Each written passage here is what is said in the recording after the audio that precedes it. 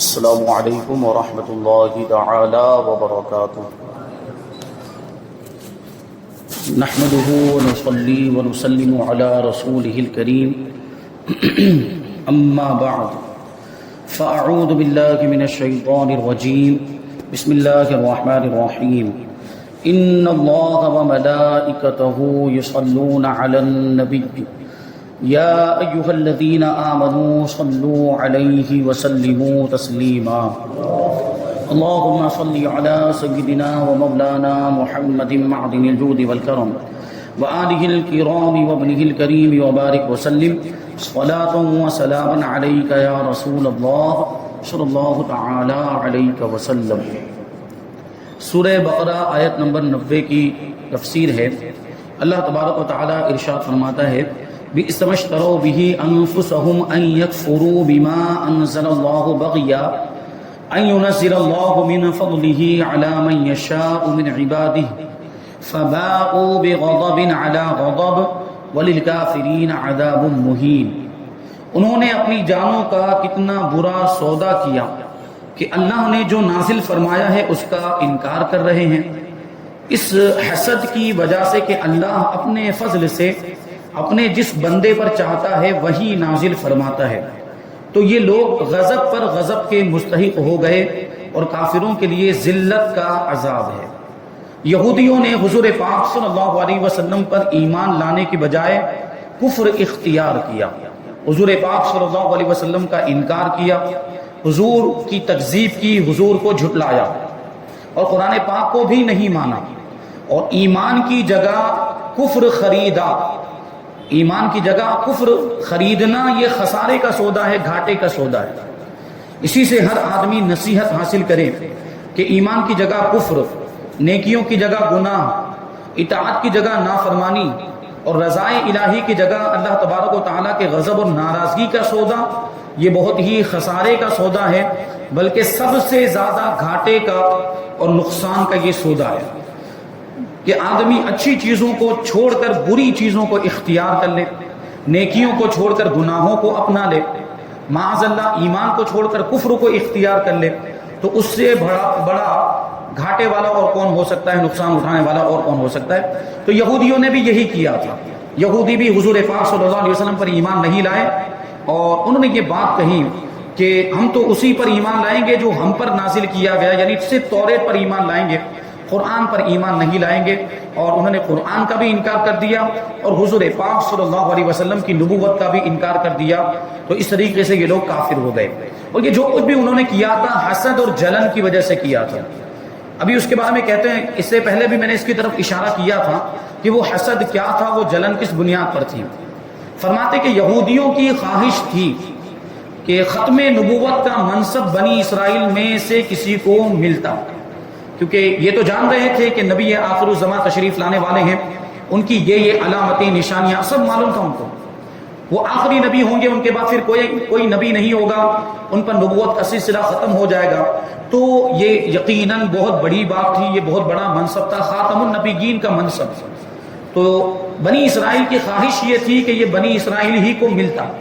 خاتم النبیین، ختم نبوت کا منصب بنی اسرائیل ہی میں رہتا۔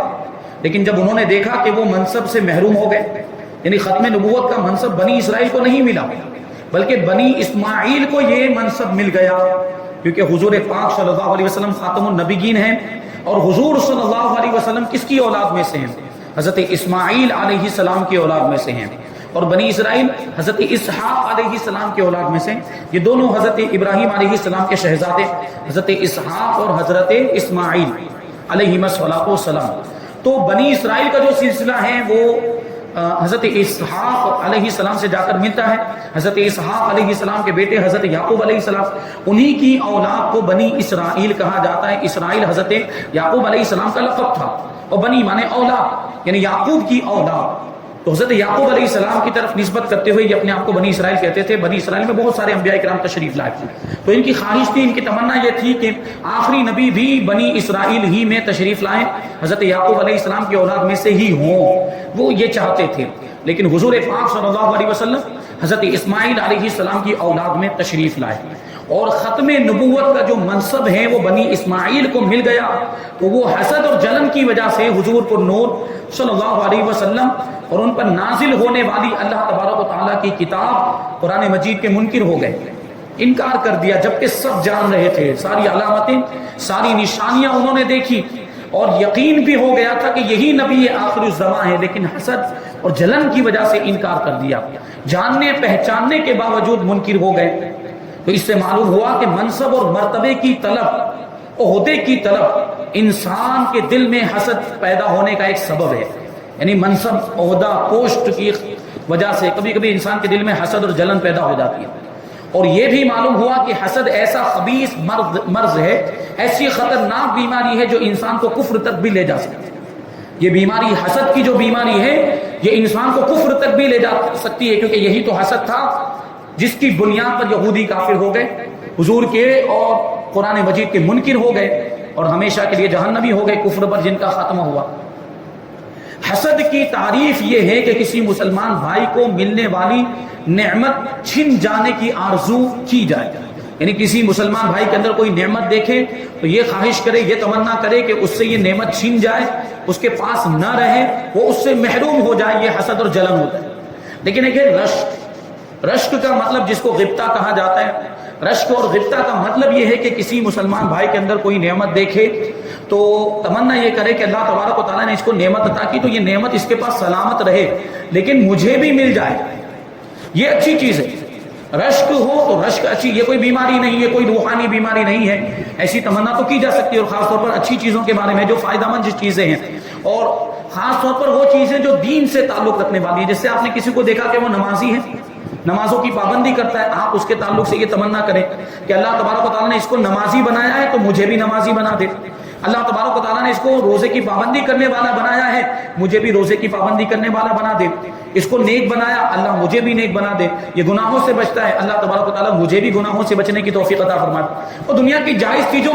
میں بھی یہ ہو سکتا ہے، دعا کر سکتے ہیں، رشک کر سکتے ہیں، اگر کسی کے پاس مال زیادہ ہے، کسی کے پاس دولت ہے، کسی کے پاس گاڑی ہے، کسی کے پاس بنگلہ ہے، تو یہ تمنا کر سکتے ہیں کہ اللہ نے اس کو یہ گاڑی عطا فرمائی تو مجھے بھی مل جائے، یہ بنگلہ دیا تو مجھے بھی مل جائے، مال و دولت مجھے بھی مل جائے، اور اس کے صحیح استعمال کرنے کی نیت ہونی چاہیے، کیونکہ مال فی نفسی برا نہیں ہوتا،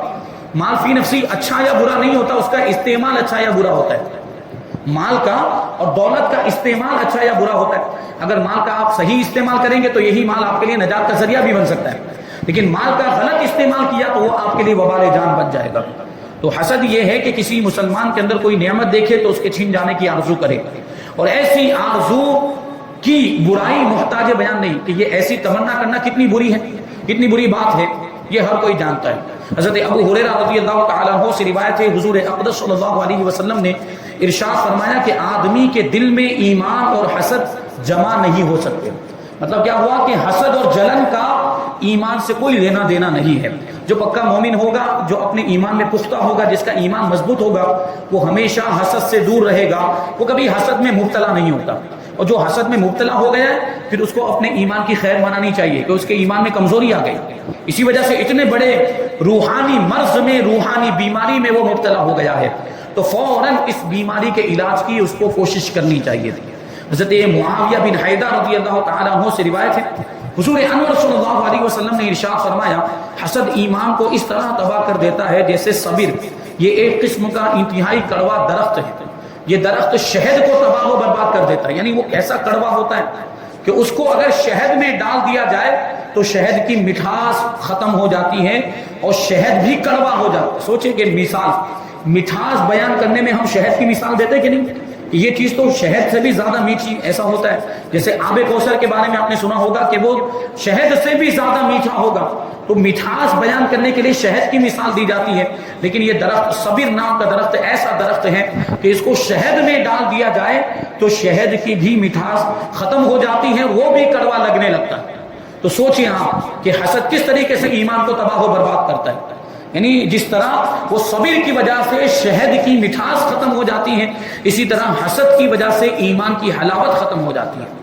تو حسد سے دور رہنا چاہیے، جلن کے معاملات نہیں ہونے چاہیے، بلکہ اپنے بھائیوں کے تعلق سے ہمیشہ ہمارے دلوں میں خیر خواہی اور ہمدردی کا جذبہ ہونا چاہیے۔ ہمیشہ اپنے بھائیوں کو فائدہ پہنچانے کی کوشش کریں، کبھی بھی نقصان پہنچانے کی کوشش نہ کریں۔ اپنے بھائیوں کے تعلق سے یہ آپ کی خواہش و آرزو تمنا ہونی چاہیے کہ ہم اپنے بھائیوں کو ترقی پر لائیں، ان کو بھی کامیاب کریں دنیا کے اعتبار سے۔ اگر ہمیں اللہ نے کامیابی دی ہے تو ہم اپنے بھائیوں کو بھی کامیابی سے ہمکنار کرنے کی کوشش کریں، اور اگر کوئی فائدہ نہ بھی پہنچا سکتے ہوں تو نقصان پہنچانے کی ہرگز کوشش نہ کریں، اور نقصان پہنچانے کے کبھی بھی در پہ نہ ہوں، کیونکہ یہ بہت بری بات ہے۔ یاد رہے کہ حسد حرام ہے، کبیرہ گناہ ہے، اور اس باطنی مرض کے بارے میں علم حاصل کرنا فرض ہے۔ اور اس کے بارے میں امام غزالی کی مشہور کتاب احیاء العلوم، اس کی 3 جلد میں آپ نے بڑی تفصیل بیان کی ہے، اس کو ملاحظہ کیا جا سکتا ہے کہ یہ کتنی خطرناک بیماری ہے اور اس کی وجہ سے کیسی کیسی خرابیاں پیدا ہوتی ہے۔ اور آیت کریمہ کے ایک حصے میں یہ فرمایا فَبَاءُوا بِغَضَبٍ عَلَىٰ غَضَبٍ، تو یہ لوگ غضب پر غضب کے مستحق ہوئے۔ غضب مانے اللہ کی ناراضگی، یعنی اللہ کی ناراضگی پر ناراضگی کے مستحق ہوئی، یعنی ڈبل ناراضگی۔ ایک ناراضگی پہلے سے تھی، دوسری ناراضگی ان لوگوں نے مول لی، یعنی دوسری ناراضگی کے بھی حقدار ہو گئے۔ تو یہ 2 ناراضگیاں کون سی ہیں؟ حضرت عبداللہ ابن عباس رضی اللہ تعالی عنہما فرماتے ہیں کہ یہودی توریت کو ضائع کرنے اور اس کے احکامات کو تبدیل کرنے کی وجہ سے پہلے غضب کے مستحق ہوئے، اور حضور نور صلی اللہ علیہ وسلم کے ساتھ کفر کرنے کی وجہ سے دوسرے غضب کے حقدار ٹھہرے۔ ایک روایت تو یہ ہے، اور بعض مفسرین نے فرمایا کہ حضرت عیسیٰ علیہ السلام اور انجیل کا انکار کرنے کی وجہ سے یہودی پہلے غضب کے مستحق ہوئے، اور نبی پاک صلی اللہ علیہ وسلم اور قرآن مجید کا انکار کرنے کی وجہ سے دوسرے غضب کے مستحق ہوئے۔ یعنی یہ ڈبل ناراضگی کے حقدار تھے، غضب پر غضب کے حقدار تھے، یعنی ان کے تباہ و برباد کرنے کے لیے، تباہ و برباد ہونے کے لیے، یا ان کے جہنمی ہونے کے لیے ایک ہی اللہ کی ناراضگی کافی تھی۔ لیکن یہاں تو 2 طرح کی ناراضگیاں اور 2 طرح کے غضب ان لوگوں نے مول لیے اور اس کے حقدار ہو گئے۔ تو سوچے ان کا انجام کیا ہوگا، ان کا ٹھکانہ کہاں ہوگا۔ آیت نمبر 91 اللہ تبارک و تعالیٰ ارشاد فرماتا ہے وَإِذَا قِيلَ لَهُمْ آمِنُوا بِمَا أَنزَلَ اللَّهُ قَالُوا نُؤْمِنُ بِمَا أُنزِلَ عَلَيْنَا وَيَكْفُرُونَ بِمَا وَرَاءَهُ وَهُوَ الْحَقُّ مُصَدِّقًا لِمَا مَعَهُمْ قُلْ فَلِمَ تَقْتُلُونَ أَنْبِيَاءَ اللَّهِ مِنْ قَبْلُ إِن كُنتُم مُؤْمِنِينَ، اور جب ان سے کہا جائے کہ اس پر ایمان لاؤ جو اللہ نے نازل فرمایا ہے، تو کہتے ہیں ہم اسی پر ایمان لاتے ہیں جو ہمارے اوپر نازل کیا گیا، یعنی توریت ہی پر ایمان لاتے ہیں، اور وہ توریت کے علاوہ دیگر کتابوں کا انکار کرتے ہیں، حالانکہ وہ یعنی قرآن مجید بھی حق ہے، ان کے پاس موجود کتاب کی تصدیق کرنے والا ہے۔ اے محبوب تم فرما دو کہ اے یہودیوں، اگر تم ایمان والے تھے تو پھر پہلے تم اللہ کے نبیوں کو کیوں شہید کرتے تھے؟ اور یہودیوں کا واقعہ آپ نے سنا کہ کتنے انبیاء، حضرت یحییٰ، حضرت زکریا علیہ السلام، ایسے ایسے انبیاء کرام کو انہوں نے شہید بھی کیا، قتل بھی کیا۔ تو یہاں پر یہ فرمایا کہ جب ان سے کہا جائے کہ قرآن پر ایمان لاؤ تو وہ انکار کر دیتے ہیں۔ تو اس آیت کریمہ میں یہودیوں کا ایک قبیح فعل، بہت ہی برا فعل بیان کیا جا رہا ہے کہ جب ان سے کہا جائے کہ اللہ تبارک و تعالیٰ کی نازل کی ہوئی تمام کتابوں پر ایمان لاؤ، توریت، انجیل، زبور، قرآن مجید، سب پر ایمان لاؤ، تو اس کے جواب میں وہ یہ کہتے ہیں کہ ہم صرف توریت پر ایمان لائیں گے جو کہ ہم پر نازل ہوئی ہے، اور دوسری کتابوں پر ایمان نہیں لائیں گے، اور اس سے ان کا مقصد دیگر آسمانی کتابوں اور قرآن مجید کا انکار کرنا تھا، یعنی دوسری کتابوں پر ایمان نہیں لائیں گے، یعنی ہم ان کے منکر ہیں، ہم ان کو نہیں مانتے، ان کتابوں کو نہیں تسلیم کرتے۔ چنانچہ اللہ تبارک و تعالیٰ نے ان کا رد کرتے ہوئے فرمایا کہ قرآن بھی حق ہے، اور یہ ان یہودیوں کے پاس موجود توریت کی تصدیق کرنے والا ہے، یعنی قرآن مجید، توریت اور اگلی ساری آسمانی کتابوں اور صحیفوں کی تصدیق کرتا ہے کہ وہ ساری کتابیں بھی اللہ تبارک و تعالیٰ کا کلام ہے، اللہ تبارک و تعالیٰ کی طرف سے نازل ہوئی۔ تو انجیل اور توریت کے بارے میں بھی قرآن مجید ان کی تصدیق کرتا ہے کہ یہ اللہ کا کلام ہے۔ چنانچہ اللہ تبارک و تعالیٰ نے ان کا اس آیت کریمہ میں رد فرمایا۔ اور جب توریت میں حضرت محمد مصطفیٰ صلی اللہ علیہ وسلم کی نبوت کے بارے میں خبریں موجود ہیں اور تم توریت پر ایمان لانے کے دعوے دار ہو، تو پھر محمد صلی اللہ علیہ وسلم کی نبوت اور ان پر نازل کی گئی کتاب قرآن مجید کا انکار کیوں کرتے ہو؟ انہوں نے اس آیت کریمہ میں، یعنی اس آیت کریمہ میں ان کا یہ قول نقل کیا گیا، ان کی یہ بات نقل کی گئی کہ ہم دوسری کتابوں پر ایمان نہیں لائیں گے، ہم توریت پر ہی ایمان لاتے ہیں۔ تو اگر وہ توریت پر بھی ایمان لاتے ہوتے تو حضور کو مان لینا چاہیے، قرآن مجید کو مان لینا چاہیے تھا، کیونکہ قرآن مجید کا بھی ذکر توریت میں تھا اور حضور پاک صلی اللہ علیہ وسلم کا ذکر بھی توریت میں تھا، اور ان سے توریت میں نبی آخر الزمان پر ایمان لانے کا وعدہ لیا گیا تھا۔ اس پر تو وہ لوگ عمل نہیں کر رہے۔ اس کا کیا مطلب ہوا کہ توریت پر ایمان لانے کا جو ان کا دعویٰ ہے وہ جھوٹا۔ اگر وہ اس دعوے میں سچے ہوتے تو حضور کو مان لیتے، حضور پر ایمان لے آتے۔ اور اے حبیب صلی اللہ علیہ وسلم، آپ ان یہودیوں سے فرمائیں کہ اگر تم توریت پر ایمان لانے کے اتنے ہی بڑے دعوے دار ہو تو یہ بتاؤ کہ پہلے تم انبیاء کرام علیہ السلام کو کیوں شہید کرتے تھے؟ حالانکہ توریت میں تو انبیاء کرام علیہ السلام کو شہید کرنے سے منع فرمایا گیا۔ یعنی اگر یہ توریت کو صحیح معنوں میں مانتے ہوتے اور صحیح معنوں میں توریت پر ایمان رکھتے ہوتے تو انبیاء کرام کو قتل کرتے یا انبیاء کرام کو شہید کرتے۔ انہوں نے انبیاء کرام کو شہید کیا، اس کا مطلب یہ ہے کہ توریت پر ایمان رکھنے کا جو ان کا دعویٰ ہے وہ جھوٹا، یعنی دوسری کتابوں کو تو نہیں مانتے، حقیقت یہ ہے کہ یہ توریت کو بھی نہیں مانتے، یہ توریت کے بھی منکر ہے، یہ ان کی حالت تھی۔ تو اس آیت کریمہ سے معلوم ہوا کہ تمام آسمانی کتابوں پر اور حضور اقدس صلی اللہ علیہ وسلم کے فرمانوں پر ایمان لانا ضروری ہے، اور ان میں سے ایک کا بھی انکار کفر ہے۔ یوں ہی تمام انبیاء کرام علیہ السلام پر ایمان لانا بھی ضروری ہے، اور ان میں سے کسی ایک کا بھی انکار کرنا کفر ہے۔ دوسری بات یہ معلوم ہوئی کہ انبیاء کرام علیہ السلام کی تعظیم ایمان کا رکن اعلیٰ ہے، یعنی ایمان کا بہت ہی عظیم حصہ ہے، اور انبیاء کرام کی توہین کرنا یہ کفر ہے، ان کی شان میں ادنا سی بھی گستاخی کرنا کفر ہے۔ تیسری بات، اللہ تبارک و تعالیٰ کے نبی علیہ السلام کو شہید کرنا کفر ہے، کسی بھی نبی کو جن کو نبوت کا مرتبہ ملا، نبوت کا منصب ملا، کسی بھی نبی کو قتل کرنا کفر ہے۔ چوتھی بات، کفر سے راضی ہونا بھی کفر ہے، کیونکہ یہاں جو مخاطبین ہیں، یہاں جن سے خطاب کیا جا رہا ہے اس آیت کریمہ میں، وہ ایسے یہودی ہیں جو حضور پاک صلی اللہ علیہ وسلم کے زمانے میں موجود تھے۔ انہوں نے تو انبیاء کرام کو قتل نہیں کیا تھا، ان کے باپ دادا نے قتل کیا تھا۔ جو پہلے زمانے میں گزر گئے انہوں نے انبیاء کرام کو قتل کیا تھا، قتل انہوں نے نہیں کیا، تو پھر یہ مجرم کیسے ہوئے؟ جو یہودی حضور صلی اللہ علیہ وسلم کے زمانے میں تھے وہ کیسے مجرم ہوئے؟ جبکہ انبیاء کرام کو قتل تو ان کے باپ دادا نے کیا تھا۔ تو یہاں فرما رہے ہیں کہ کفر پر راضی ہونا بھی کفر ہے، کیونکہ ان کے باپ دادا نے جتنے بھی غلط کام کیے تھے، ان کے باپ دادا نے بھی جو بھی کفر کے کام کیے تھے، شرک کے کام کیے تھے، یہ سب اس پر راضی تھے۔ انبیاء کرام کو قتل کیا تھا تو اس پر راضی تھے، تو اس وجہ سے کفر پر راضی ہونے کی بنا پر یہ بھی کافر ہوئے۔ رضا بالکفر بھی کفر ہے، کیونکہ حضور پر نور صلی اللہ علیہ وسلم کے زمانے کے بنی اسرائیل نے، یہودیوں نے انبیاء کرام علیہ السلام کو شہید نہیں کیا تھا، مگر چونکہ وہ قاتلوں کی اس حرکت سے راضی تھے، ان کے باپ دادا نے جو انبیاء کرام کو قتل کیا تھا تو اس پر یہ لوگ راضی تھے، اور ان کو اپنا بڑا مانتے تھے، اپنے باپ دادا کو بڑا مانتے تھے، اور انہیں عظمت سے یاد کرتے تھے، ان کی تعظیم کرتے تھے، اس لیے انہیں بھی قاتلوں میں شامل کیا گیا۔ آج کل بھی اگر کوئی بذات خود گستاخی نہ بھی کرے لیکن گستاخوں کو اچھا سمجھے،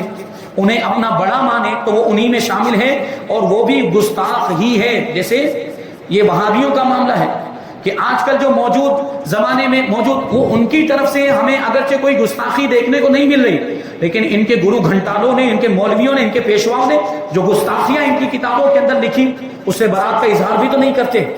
اور ایسے مولویوں کو یہ لوگ مسلمان مانتے ہیں، ایسے مولویوں کو اپنا پیشوا تسلیم کرتے ہیں، اپنا مقتدی مانتے ہیں، تو یہ بھی انہی میں شمار ہوں گے کہ ان کے کفر پر مطلع ہونے کے باوجود، ان کی گستاخیوں پر مطلع ہونے کے باوجود ان کو مسلمان سمجھتے ہیں، لہٰذا یہ بھی گستاخ ہوئے۔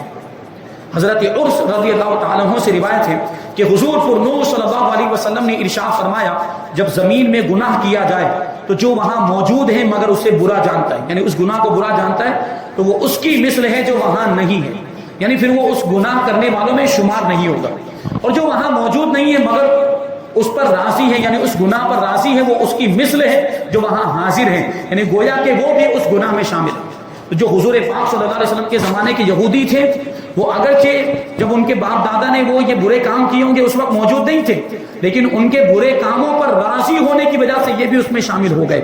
اور یہ بھی مجرم ٹھہرے، اور یہ بھی مجرم قرار دیے گئے، اور یہ بھی سزا کے حقدار ہو گئے، اللہ کے غضب کے حقدار ہو گئے۔ تو یہ یہودیوں کا معاملہ تھا اور یہودیوں کی یہ خرابیاں۔ آگے آیت نمبر 92 میں اللہ تبارک و تعالیٰ ارشاد فرماتا ہے، وَلَقَدْ جَاءَكُم مُوسَىٰ بِالْبَيِّنَاتِ ثُمَّ اتَّخَذْتُمُ الْعِجْلَ مِن بَعْدِهِ وَأَنْتُمْ ظَالِمُونَ۔ اور بے شک تمہارے پاس موسیٰ روشن نشانیاں دے کر تشریف لائے، پھر تم نے اس کے بعد بچڑے کو معبود بنا لیا اور تم ظالم تھے، یعنی بچڑے کو خدا بنانے کی وجہ سے تم نے بہت بڑا ظلم کیا۔ تو یہ واقعہ اس سے پہلے بیان کیا جا چکا ہے، یہ آیت کریمہ میں پھر سے بیان کیا ہے، تفسیر پہلے یہاں اجمال کے ساتھ پہلے تفسیر کے ساتھ بیان ہو چکا ہے۔ اس آیت کا خلاصہ یہ ہے کہ حضرت موسیٰ علیہ السلام بنی اسرائیل کے پاس روشن معجزات لے کر تشریف لائے، اور جب حضرت موسیٰ علیہ السلام کوہ طور پر تشریف لے گئے تو آپ علیہ السلام کے بعد، یعنی آپ کے جانے کے بعد، بنی اسرائیل نے سامری جادوگر کے بہکاوے میں آ کر گائے کو بچڑے کو معبود بنا لیا، اس کی پوجا کرنے لگ گئے، اور انہوں نے کفر کیا اور شرک میں مبتلا ہو گئے۔ جب حضرت موسیٰ علیہ السلام کی روشن نشانیاں دیکھ کر بنی اسرائیل بچڑے کی پوجا میں مبتلا ہو گئے تو ان یہودیوں کا سید المرسلین صلی اللہ علیہ وسلم کے ساتھ کفر کرنا ان کے لیے کوئی نئی اور کوئی بڑی بات نہیں تھی، یعنی ان کے باپ دادا ایسا کر چکے تھے، حضرت موسیٰ علیہ السلام نے ایسے ایسے معجزات دکھائے، اس کے باوجود وہ کفر میں مبتلا ہوئے۔ تو حضور کو دیکھنے کے بعد اگر حضور کے زمانے کے یہودی حضور کے منکر ہو گئے تو یہ کوئی بڑی بات نہیں، یہ تو اپنے باپ دادا کے طریقے پر ہی ہے۔ تو اس آیت سے معلوم ہوا کہ گائے کی عبادت قدیم عرصے سے چلی آ رہی ہے، گائے کی پوجا۔ مسلمانوں کو گائے ذبح کرنے کا حکم ہے، گائے کی قربانی کی جا سکتی ہے، گائے حلال ہے، اس کی تعظیم کی اجازت نہیں ہے کہ اس میں کافروں سے مشابہت ہے، اور کافروں سے مشابہت ممنوع ہے۔ نیز یاد رہے کہ اس سے پہلے آیت نمبر 51 میں اس واقعے کا اجمالی ذکر ہو چکا ہے، اور یہاں دوبارہ اجمالی طور پر اس لیے ذکر کیا گیا تاکہ یہودیوں پر قائم کی گئی حجت مؤکد ہو جائے اور مضبوط ہو جائے۔ سورہ طٰہٰ کی آیت نمبر 85 سے لے کر 98 میں یہ واقعہ تفصیل کے ساتھ بیان کیا گیا ہے، جس کو ہم وہاں پر سماعت کریں گے۔ تو یہاں پہ گائے کا ذکر ہے تو اس کے بارے میں ایک ضروری بات بیان کر دوں کہ گائے کی قربانی جائز ہے اور گائے کی قربانی کی جا سکتی ہے، اس میں کوئی حرج نہیں ہے۔ ہاں، حکومت کے قانون کی وجہ سے ہم مجبور ہو کر نہیں کر سکتے، کیونکہ حکومت کے قانون کی پابندی اگر ہم نہیں کریں گے تو ہمیں سزا ملے گی، ہمیں جیل میں ڈال دیا جائے گا یا ہمیں ذلیل ہونا پڑے گا۔ تو ہم اپنی ذلت سے بچنے کے لیے یا اپنے آپ کو تکلیف میں نہ ڈالنے کے لیے قربانی نہ کریں، گائے کی قربانی نہ کریں، تو یہ الگ بات ہے۔ لیکن ایسا نہیں ہے کہ گائے کی قربانی جائز ہی نہیں، یہ ہرگز کوئی نہ سوچے، اور ایسا بھی نہ ہو کہ غیر مسلموں کی رعایت میں یہ گائے کی قربانی بند کر دی جائے، یہ بھی نہیں ہونا چاہیے۔ یہ بھی نہ ان کی ہم احکام اسلام میں، شریعت کے مسائل میں ہم ان کی رعایت کیوں کریں گے، غیر مسلموں کی رعایت کیوں کریں گے؟ تو گائے کی قربانی کل بھی جائز تھی، آج بھی جائز ہے، آئندہ بھی جائز رہے گی۔ حکومت کے قانون میں سے مجبور ہو کر ہم نہ کریں یہ الگ بات ہے، لیکن اس کو یوں سمجھنا کہ گائے کی قربانی ناجائز ہو گئی، ایسا ہرگز نہیں ہے، یا اس میں غیر مسلموں کی رعایت اور ان کا لحاظ ہرگز نہیں ہونا چاہیے کہ چونکہ وہ اس کو ماتا مانتے ہیں، اس کو اپنا بھگوان مانتے ہیں، اس کو اپنی دیوی مانتے ہیں، اس لیے ہم اس کی قربانی نہ کریں، ایسی سوچ ہرگز نہیں ہونی چاہیے۔ ایمان کی کمزوری کی علامت ہے، یہ ایمان کی کمزوری کی علامت ہے۔ مجبوری کی وجہ سے نہ کریں تو وہ الگ بات ہے، تو یہ بات ذہن میں رکھیں۔ اللہ تبارک و تعالیٰ کی بارگاہ میں دعا ہے کہ جو کچھ بھی بیان ہوا اس پر ہم سب کو عمل کرنے کی توفیق عطا فرمائے، اور نور قرآن سے ہم سب کے دلوں کو روشن اور منور فرمائے۔ وما علینا الا البلاغ۔ السلام علیکم۔